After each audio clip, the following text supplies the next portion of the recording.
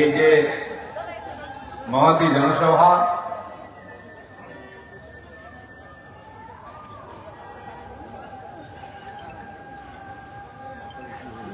এই সভার মঞ্চেতে উপস্থিত আমাদের সংগঠনের জেলার নেত্রী সিদ্ধিকলাদি, এই জেলার খুব পুরনো প্রবীণ কার্যকর্তা সাক্ষী গোপালদা বহু বছর ধরে পার্টি ঝান্ডা তুলে ধরেছেন, প্রাক্তন জেলা সভাপতি গোপালদা এবং জেলা প্রদেশ মন্ডলের বহু নেতৃত্ব, মন্ডলের প্রেসিডেন্টরা সবাই উপস্থিত আছেন। তার সঙ্গে এই সভাকে যারা কানায় কানায় ভরে সফল করে তুলেছেন এই এলাকার সুধী নাগরিকবৃন্দ, বিশিষ্টজন, মা বোনেরা বহু সংখ্যা এসছেন, সবাইকে আমি আন্তরিক শুভেচ্ছা জানাই, ইংরেজি নববর্ষ তথা সংক্রান্তির শুভেচ্ছা জানাই। সবাই ভালো থাকুন। নূতন বছর নূতন সরকার হবে এই আশা করে নিজের দায়িত্ব পালন করব। অনেকক্ষণ ধরে সভা চলছে, আপনারা বক্তব্য শুনেছেন। এই এলাকার মানুষ বহু বছর ধরে বিজেপির সঙ্গে আছেন, বহুবার আপনারা ভোট দিয়েছেন। পঞ্চায়েত স্তরে আমরা জিতেছি, প্রধান গঠন হয়েছে, পঞ্চায়েত সমিতি প্রতিনিধি জিতেছেন, কিন্তু এমপি এমএলএ আমরা জিততে পারিনি, তাই এখানে সরকার হয়নি। আমি আসলাম রাস্তা দিয়ে, আমরা খোলা জিপে করে বেশ কয়েক কিলোমিটার এলাম। রাস্তার দুই দিকে মানুষ দাঁড়িয়ে অধীর আগ্রহে তারপরে হাত নাড়িয়ে জয় শ্রীরাম বলে আমাদের স্বাগত করছিলেন। এর থেকে বোঝা যায় পশ্চিমবাংলায় একটি আবহাওয়া তৈরি হয়ে গেছে। বর্তমান সরকারের বিসর্জন আর নতুন সরকারের আবাহন, সেটা হচ্ছে বিজেপি সরকার। মাননীয় প্রধানমন্ত্রীর কথায় ডবল ইঞ্জিন সরকার, উন্নয়নের সরকার, মানুষের ভাগ্য পরিবর্তনের সরকার বিজেপি সরকার। আমার যতদূর জানা আছে এই এলাকায় বর্তমান যারা থাকছেন বা উপস্থিত আছেন 90-95% মানুষ যাদের পূর্বপুরুষরা উপর বাংলা থেকে দেশ বিভাজনের বলি হয়ে এখানে এসেছিলেন। তারা কি পরিস্থিতিতে দেশ ছেড়েছিলেন, কিভাবে এত বছর এখানে থেকেছেন, তাদের উপর দিয়ে কত অত্যাচার হয়েছে, কি অবর্ণনীয় পরিস্থিতির মধ্যে থেকে মানুষ দাঁড়িয়ে এখানে নিজেকে প্রতিষ্ঠিত করেছেন, ছেলেমেয়েরা মানুষ হয়েছেন। এই বিস্তীর্ণ এলাকা গঙ্গার পাড়কে সবুজ করে তুলেছেন। এখনো যেদিকে গেলে দেখা যাচ্ছে সবজি, পেঁয়াজ, আলু, অন্যান্য সবজি খেতে সারা বছরই সবুজ থাকে। আমি যতবার এটা দিয়ে যাই দেখি। আপনাদের পূর্বপুরুষরা এবং আপনারা পরিশ্রম করে এই এলাকায় সুজলা সুফলা করে তুলেছেন, কিন্তু একটা অশনি সংকেত দেখা যাচ্ছে। আমি যখন ছোট ছিলাম কলকাতার দিকে আসি, আমি পশ্চিম মেদিনীপুরের ঝাড়গ্রামের ছেলে, জঙ্গল মহলে বাঘের সঙ্গে জঙ্গলে লড়াই করে আমরা বাঁচা লোক। ওখানে বৃষ্টি হয় না, শুকনো জায়গা।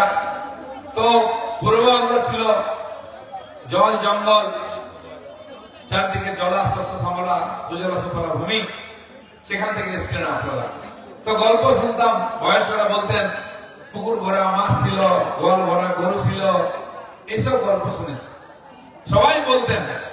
আর সত্যি তাই, ওখানে 40% হিন্দুর হাতে 60% সম্পত্তি ছিল, জমি ছিল। আমরা মজা করে বলতাম, পূর্ববাংলার লোকেরা গল্প করে যদি সত্যি সত্যি তাদের যা জমির হিসাব দেয় সেটা ধরি, তাহলে বাংলাদেশে কুলবে না, ভারতকেও বাংলাদেশে ঢুকে যাবে। হয়তো মজার কথা, কিন্তু এটা ঠিক। জমি জায়গা আমাদের হাতে ছিল, এরকম সুজলা সুফলা ভূমি ছিল, অভাব ছিল না কিছু। একবার ধান ছড়িয়ে দিয়ে সারা বছর খেতাম। গান বাজনা, হরে কীর্তন, নৃত্য, অঙ্কন, পড়াশোনা করতাম। গ্রাজুয়েট গ্রাম থেকে বেরিয়েছে, দেশ বিদেশে গিয়ে নাম কামিয়েছে তৎকালীন যত বিপ্লবী, সাহিত্য সংগ্রামী, সাহিত্যিক, বৈজ্ঞানিক উপর বাংলা থেকে এসেছে।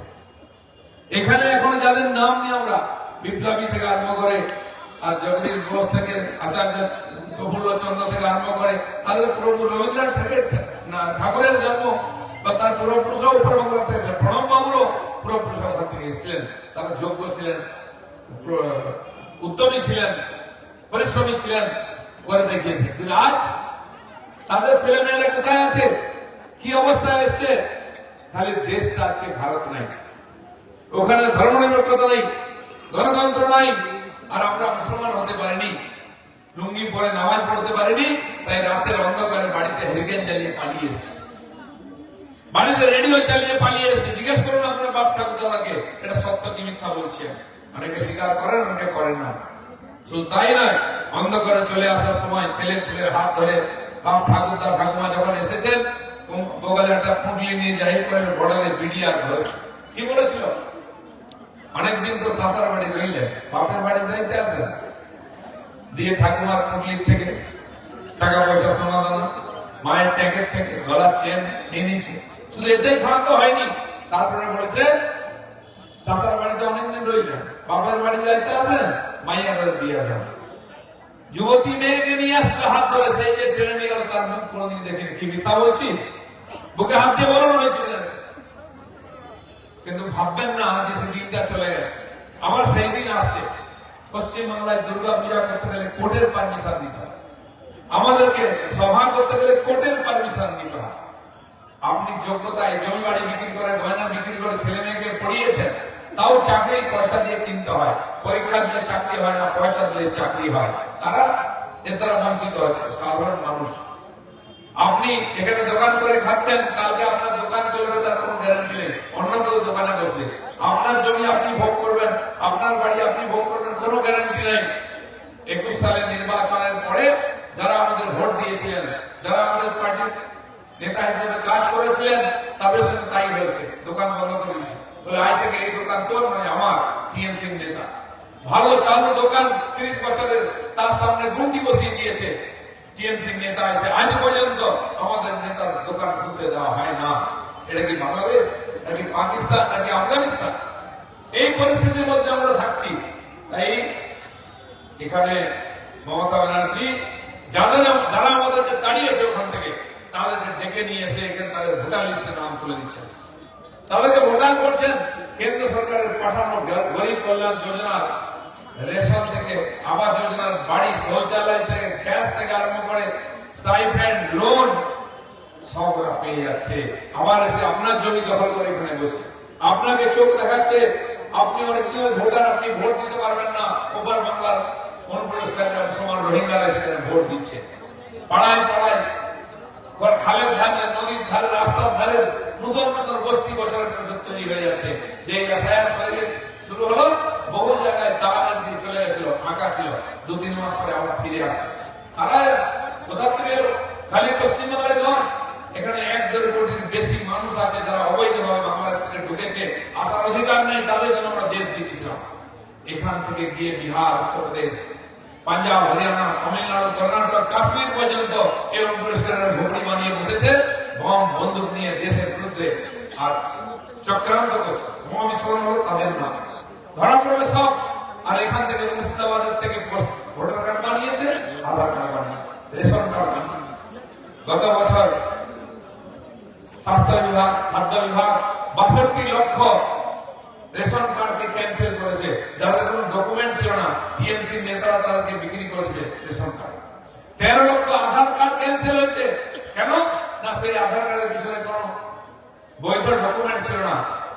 আপনারা দেখেছেন, খবরে এসে, টিভিতে দেখিয়েছে, রাস্তায় বস্তা বস্তা রেশন কার্ড পাওয়া যায়, আধার কার্ড পাওয়া যায়। কারণ কি? এই আধার কার্ড তৈরি করে রাখা হয়েছে। ওপার বাংলা থেকে মুসলমানরা আসলে তার নাম আর ছবি দিয়ে তার হাতে দিয়ে দেওয়া হবে, সে ভোটার হয়ে যাবে। সে এখানে থাকুক আর মহারাষ্ট্রে থাকুক, ভোট দিতে আসবে এখানে। আপনার অরিজিনাল ভোটে আপনি জিতাতে পারবেন না, এই ভুয়ো ভোটার জিতে দিচ্ছে। টিএমসি কে 3-3 বার ক্ষমতা এসছে, তারা সিপিএম ওইভাবে জিতত। যে এসআর শুরু হয়েছে, খালি ফর্ম ফিল আপ করেনি বলে 58 লক্ষ লোকের নাম বাদ গেছে। তারপরে কমপ্লেন শুরু হয়েছে, বাপের বয়স 50, ছেলের বয়স 45। শুনেছেন কোনদিন? এখানে হয়তো কেউ থাকতে পারেন, যা ছেলে ছিল না, মনে কষ্ট, একটাই মেয়ে বিয়ে দিয়ে দিলাম, কি করবো? এসআইআর দেখা গেল তার 2টো ছেলে হয়ে গেছে। তার বাড়ির ঠিকানায় 2জন লোক। বিয়েলো বলছে, দাদা এই যে আপনার 2 ছেলের ফর্ম। বলে আমার আবার ছেলে কবে হলো? বলে হ্যাঁ, আপনার 2টো ছেলে। এটাও হয়েছে। এক ভদ্রলোকের 3 ছেলে ছিল, তার 5টা ছেলে হয়ে গেল। বলে ওই 2টো আমার না, বলে এখন থেকে আপনার 5টা ছেলে। শুধু তাই নয়, কেন্দ্র সরকার যে যোজনা পাঠায় এখানে, আবাস যোজনা, বাংলার বাড়ি নাম হয়ে যায়, পাল্টে যায় না। গ্রাম সড়ক যোজনা, বাংলার সড়ক যোজনা হয়ে যায়। শৌচালয়, স্বচ্ছ ভারত যোজনা, নির্মল বাংলা হয়ে যায়। এটা তো ঠিক ছিল, জানতাম আমরা। বাপের নাম পাল্টে যেটা আমরা জানতাম না। ভোটার লিস্টে এসআইআর ফর্মে নাম লিখেছে, এখানে এসে বিয়ে করে শ্বশুরকে বাপ বলে দেখিয়ে দিচ্ছে, পাড়ার লোককে বাপ বলে দেখিয়েছে। বাপ এত সস্তা হতো আমরা জানতাম না। বলে মেরে বাপের নাম বলিয়ে দেবো, মারতে হচ্ছে, এমনি নাম পাল্টে যাচ্ছে। এটাই পশ্চিমবাংলায়। কেন? টিএমসি কে জিততে হবে। আপনি এসছেন ওখানে, শ্যামা প্রসাদ আমাদের প্রতিষ্ঠাতা কথা দিয়েছিলেন, তিনি নিজের হাতে রান্না করে এই উদ্বাস্তুদের খিচুড়ি খাইয়েছিলেন, তাদের জন্য লড়াই করেছিলেন। এই অর্ধেক বাংলা যেটা আমরা দাঁড়িয়ে আজকে বাঙালি বলে পরিচয় দিচ্ছি, বাংলাদেশ হয়ে যায়নি, তার লড়াইয়ের জন্য হয়েছিল। তিনি জিন্নার চোখে চোখ রেখে বলেছিলেন, তুমি ভারত ভাগ করে পাকিস্তান বানিয়েছো, আমি পাকিস্তান বানিয়ে বাংলা বানাবো। তিনি পাকিস্তানকে ভাগ করে এই বাংলা বানিয়েছেন। ওটা পুরো বাংলা, এটা পশ্চিম বাংলা, কিন্তু মাঝখানের বেড়াটা তুলে দিয়ে মমতা ব্যানার্জি চাইছেন দুই বাংলাকে এক করে দিয়ে তিনি প্রধানমন্ত্রী হবে। সেই দিকে এগোচ্ছেন। তাই এসআইআর চুরি, তাই ভুয়া নাম ঢোকানো, মরা নামও ভোট, মরা মানুষও ভোট দেয়। আপনাদের বাড়িতে দেখবেন ঠাকুরদা, বাবা, জ্যাঠা কেউ মারা গেছে 5, 7, 10 বছর আগে, কিন্তু প্রত্যেক বছর ভোটের সময় তিনি আপনাদের সঙ্গে দেখা করতে আসেন। তার ভোটটা কিন্তু কি পড়ে কিনা? আরে আমরা তো সাধারণ মানুষ, কলকাতায় বড় বড় মানুষ, সাহিত্যিক, কবি, খেলোয়াড়, সে মারা গেছে, সেও ভোট দিতে আসে। আমার একজন কর্মী তার পিসিমাকে সান্ত্বনা দিচ্ছে, পিসিমা খুব কাঁদছে। হঠাৎ মনে পড়লো পিসামশার কথা, বলে তোর পিসিটা পিসা মারা গেল ক বছর আগে, দেখ একা মানুষ, দেখার কেউ নেই, যদি থাকতো কত ভালো লাগতো। সে বলে আমি মজা করে পিসিকে বললাম, পিসি তুমি কষ্ট পেও না, এই তো ভোট আসছে 9 মাস পরে, তুমি ভোটের দিন যাবে স্কুলে ভোট দিয়ে দেখবে পিসের মশাইয়ের সঙ্গে দেখা হয়ে যাবে। বলছে বলছিস কি, তোর মাথা খারাপ হয়েছে? বলে হ্যাঁ গো, গতবারে ভোটের সময় পিসে মশাই ভোট দিয়ে গেছে, নিশ্চয়ই আসলে ভোটটা দেবে কি, তুমি যেও কিন্তু। তো মরে গেলেও শান্তি নেই, আপনার ভোট পড়বে, আপনাকে ভোট দিতে হবে। এই যে আজব মূল্য, এটা মমতা ব্যানার্জি হয়েছে। কারণ তিনি জানেন এই বাংলার মানুষ আর ভোট দেবে না। কারণ এই বাংলার মানুষের রেশন চুরি করে খেয়েছে, চাল চুরি করেছেন, ডাল চুরি করেছেন, আবাস যোজনার বাড়ির টাকা চুরি করেছেন, শৌচালয়ের টাকা চুরি করেছেন, জলের টাকা, রাস্তার টাকা, বিদ্যুতের টাকা, বাচ্চাদের সাইকেলের টাকা, বাচ্চাদের জুতো জামা তার টাকা, মিড ডে মিলের টাকা, কিছু বাকি রাখেননি। এখানকার এমএলএ, এখানকার তাঁতের টাকা সব চুরি করেছে। কে করেনি? যেখানে বালি আছে টিএমসির এমএলএ এমপিরা বালি খাচ্ছে, যেখানে পাথর আছে পাথর খাচ্ছে, যেখানে কয়লা আছে কয়লা খেয়ে নিচ্ছে, এখানে তাঁত আছে এখানে তাঁত খেয়ে নিচ্ছে, কিছুই বাকি রাখেন। ঠিক খাচ্ছে কিনা? চুষে খেয়ে নিচ্ছে, একদম নিংড়ে নিচ্ছে। তাই মমতা ব্যানার্জি বুঝেছেন, এত খেয়েছি, বাংলার মাথা খেয়েছি, বাংলার ভবিষ্যৎ খেয়েছি, ছেলে মেয়েদের ভবিষ্যৎ খেয়েছি, এখানকার বাংলার লোক আর ভোট দেবে না। তাহলে বাংলাদেশ থেকে ভোটার নিয়ে এসো, তাতেও শান্তি নেই। এখানকার নেতাদের ভরসা নেই, বাঙালির ভরসা নেই। এমপি কে হয়েছে? শত্রুঘ্ন সিনহা, কোথায় বাড়ি? সে নাকি খুব ভালো বাঙালি, বিহারি বাবু হয়ে গেল বাঙালি। কীর্তি আজাদ এই বর্তমান থেকে, তার বাড়ি কোথায়? বিহার। জুন মালিয়া মেদিনীপুরের এমপি, সেও নাকি বাঙালি। ইউসুফ পাঠান, তার বাড়ি কোথায়? গুজরাট। যেহেতু সে মুসলমান, সে বাংলা, সে বাংলা একটু কর্ম বোঝে না, বলতেও পারে না। তো আজকে পশ্চিম বাংলার সমস্যার কথা পার্লামেন্টে তুলে ধরবে কে? গুজরাটের লোক, বিহারের লোক। এখানকার মানুষের যোগ্যতা নাই এমপি হয়ে গিয়ে আমাদের সমস্যা তুলে ধরতে পারে? তুলে তো ধরবে না। ওখানে ধর্ণা দিতে হবে গান্ধীজির সামনে, 100 দিন টাকা দাও, আমফানের টাকা দাও, ওই টাকা দাও, মিড ডে মিলের টাকা দাও। তো আজ এখানকার মানুষের উপরে ভরসা নাই, এখানকার ভোটারের উপরে ভরসা নাই, এখানকার নেতার উপরে ভরসা নাই। তাই বাইরের থেকে এমপি করার জন্য লোক আনতে হচ্ছে, ভোট দেওয়ার জন্য বাংলাদেশ থেকে লোক নিয়ে আসতে হচ্ছে। গত 21 সালে ইলেকশনে বাংলাদেশ থেকে হিরো হিরোইন আনা হয়েছিল প্রচার করতে, ওখানকার বাংলা ছবির নায়ক নায়িকাদের। এখানকার নায়ক নায়িকাদের ভরসা নেই। তো মমতা ব্যানার্জি ভালো করে জানেন সময় এসে গেছে, তাই চোখ দেখাচ্ছেন, মারপিট করছেন। এসআইআর হওয়ার কথা শুনেই বড় কান্না শুরু হয়ে গেছে। ভাইপো চেঁচায়, পিসি চেঁচায়, হতে দেবো না, করতে দেবো না। আপনাদের এখানে একটা পাগলা লোক আছে, কি অসিত কি নাম আছে, হুগলিতে পাশে, হাত পা ভেঙে দেবো, হাত পা কেটে দেবো, বিএলওদের হাত কেটে দেবো, নাম বাচ্চা বিজেপি লোকেদের গাছে বেঁধে দেবো, অনেক ডায়লগ শুনেছি, রক্তগঙ্গা বইয়ে দেবো। কিন্তু বাংলার মানুষ সচেতন, 1 মাসের মধ্যে ফর্ম নিয়ে ফিল আপ করে জমা দিয়ে দিচ্ছে। তারা কিছু বোঝার আগে সব ফর্ম জমা পড়ে গেল। জমা পড়লো না 58 লক্ষ, তার মধ্যে 24 লক্ষ হচ্ছে যারা মারা গেছে, 20 বছর ধরে ভোট হচ্ছে, 19 লক্ষ অন্য জায়গায় চলে গেছে। এরকম করে 58 লক্ষ ফর্ম আসেনি, বাকি আরো 20-30 লক্ষ লোক ভয়ে আসেনি, পুলিশ ধরবে বলে, কারণ এখানকার লোকই না, অন্যের ছেলে হয়ে, অনেক জামাই হয়ে থেকে গেছিল। তারপরে দেখা গেল আরো জল আছে। এবার নির্বাচন কমিশন নিংড়াতে যেমন গামছা নিংড়ে আমরা সামনের পরে ভোটার লিস্টকে নিংড়ে নিংড়ে বার করছে লক্ষ লক্ষ নাম।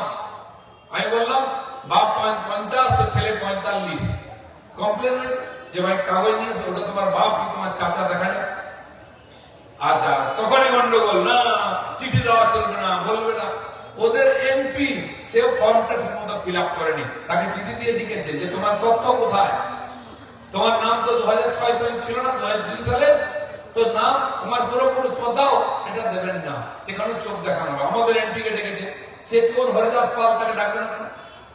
লাটের মাঠ হয়েছে, ডাকবেন না? সবার জন্য আইন এক আছে। মুখ্যমন্ত্রী জেলে যেতে পারে, দিল্লির মুখ্যমন্ত্রী, মহারাষ্ট্রের মুখ্যমন্ত্রী, বিহারের, ঝাড়খণ্ডের, বাংলার মুখ্যমন্ত্রী যাবে না? কি যাওয়া উচিত কিনা? সবার জন্য এক আইন। উল্টো পাল্টা করেছে তো জেলের ভাত। আমাদের রেশনের ডালটা খেয়েছে খাদ্যমন্ত্রী জ্যোতিপ্রিয় মল্লিক, কি জেলে গেল কিনা? 2 বছর ধরে জেলের ভাত খেল। আমাদের ছেলে মেয়েদের চাকরি চুরি করেছে পার্থ চ্যাটার্জি, জেলে গেছে কিনা?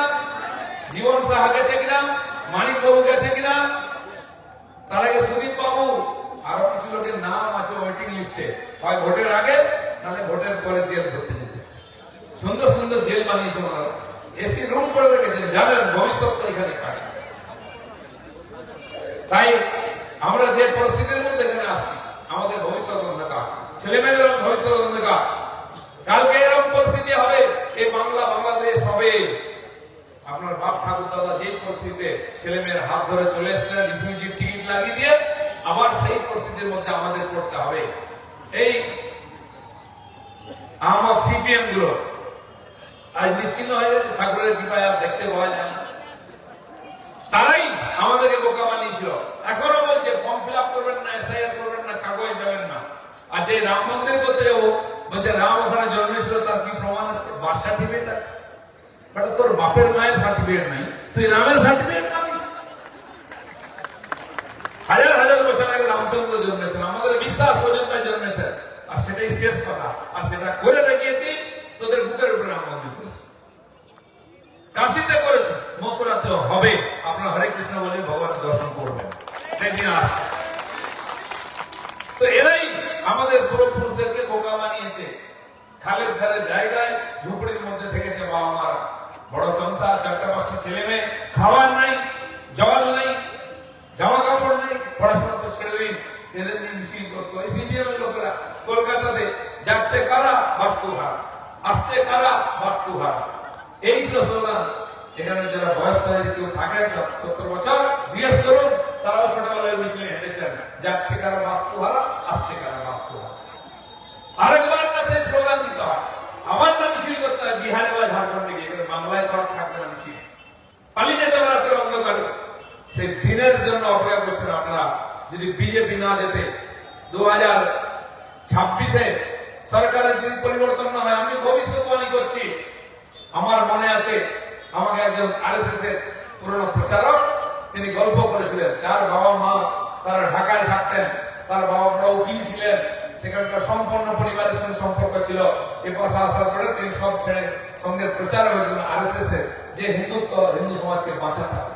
তিনি আমাকে বলেছিলেন গল্প, ঢাকাতে একটা সভা হয়েছিল স্বাধীনতার আগে, দেশ ভাগের কথা চলছে, নেহরু বলছেন হতে দেবো না, গান্ধী বলছেন হতে দেবো না। তখন ওখানকার বুদ্ধিজীবীরা বসেছিলেন একটা হলে ঢাকাতে, আলোচনা চলছিল যে দেশ ভাগের কথা হচ্ছে, কি হবে। অনেকে বললেন, সেখানে বয়স্ক উকিলরা ছিলেন, ওখানকার বিশিষ্ট লোকেরা ছিলেন, রাজনীতিবিদরা ছিলেন, ব্যবসায়ীরা ছিলেন। তার 2-1 দাঁড়িয়ে বলেন, দেখুন চিন্তার কোনো কারণ নেই, একেবারে হিন্দুরা যেরকম বলে সব ঠিক আছে। আরে গান্ধীজি বলেছেন আমার শরীরের উপর দিয়ে দেশ নাম, নেহরু বলেছেন, Pandit Nehru, partition is the fantastic nonsense, দেশ ভাগ হবে না, অতএব চিন্তার কোনো কারণ নেই। সবাই বলল ঠিক আছে, ভালো কথা। তো সেই 26 বছরের যুবক, মহারাষ্ট্র থেকে একজন মারাঠি যুবক গেছিল ওখানে আরএসএস এর কাজ শুরু করতে ঢাকাতে। সে দাঁড়িয়ে বললো যে আমি একটা কথা বলতে চাই, অনুমতি দিন। বলছে হ্যাঁ বলো। সে ইংরাজিতে বলেছিল, বাংলা জানতো না। বলে আমার একটা নিবেদন আছে, আপনারা সব বিশিষ্ট ব্যক্তি, বুদ্ধিমান, প্রতিষ্ঠিত, জ্ঞানী লোক, কি বলবো, তবে দেশ ভাগ হবে কিনা ভুলে যান, দেশের কথা ছাড়ুন। দেশ যদি ভাগ হয় আপনি কোথায় যাবেন সেটা ঠিক করুন।